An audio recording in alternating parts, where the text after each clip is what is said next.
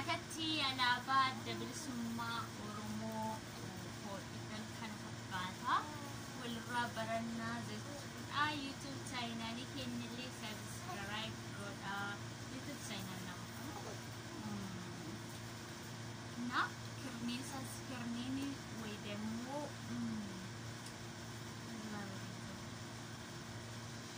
nam Facebook irratti kaa'achuudha kanarraa ilaaltanii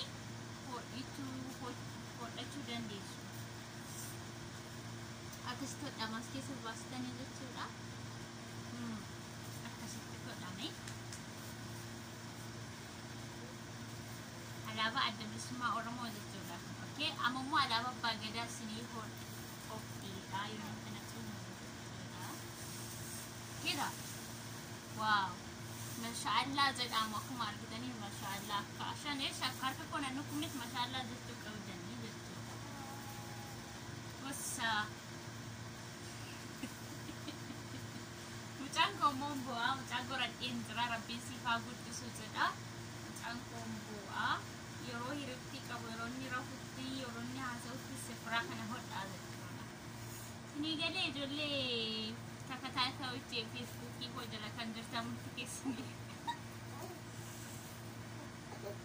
Bus mucaan kun bu'aa jira maalumaaf iyyuu akka kanaan hodhitu jechuudha. Qanii duraa walitti deebinee wal barsiisna. Ashaan mucaa koo harman kennaa fi sabiyyeedha. Baay'ee reefu waliin goradhee ji'a lama ta'ee jira. Kanaaf jennaan rabbiin siifaa guddisuu naaf jedha. Kanarraan kana ta'e ogummaa harkaa kana fakkaataa walirraa barannaa isin jechuun barbaada. Gosi kanaan hodhitu jechuudha. Qaawwa tokko tokko keessa habbaa lama firii lama baastu. Keda badeen